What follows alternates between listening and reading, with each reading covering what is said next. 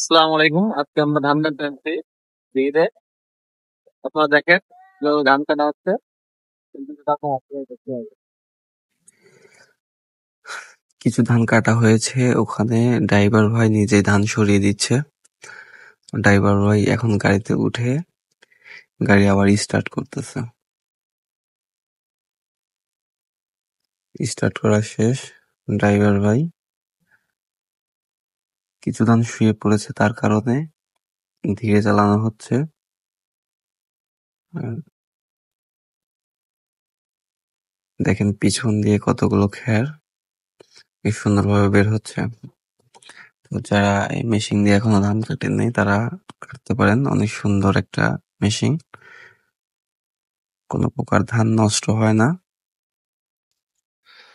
আজকে সকাল থেকে অনেক বৃষ্টি হচ্ছিল, তার মাঝে ধান কাটতে পারিনি।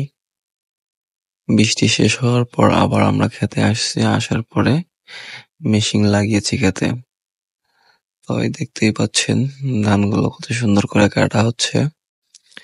চায়নারা দেখেন কি প্রযুক্তি তৈরি করছে।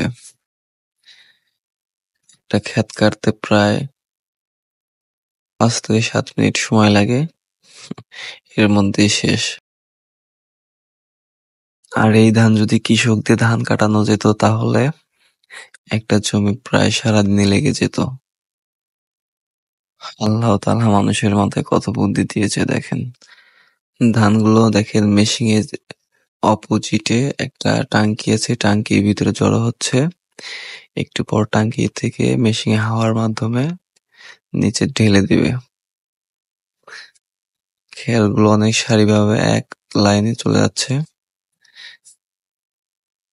মেশিন নিয়ে আসছে, এখন টাঙ্কি লোড শেষ, নিচের দিকে ঢেলে দিবে চটের উপরে।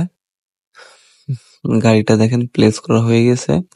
এখন যেটাতে ধান বের হবে সেটা চটের উপরে নিয়ে আসছে।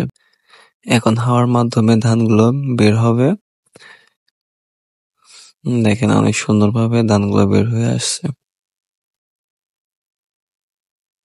আমাদের ধান প্রায় শেষের দিকে হাউস থেকে বের করা। তো এখন আবার মেশিন স্টার্ট নিয়ে ড্রাইভার সাহেব আবার অন্য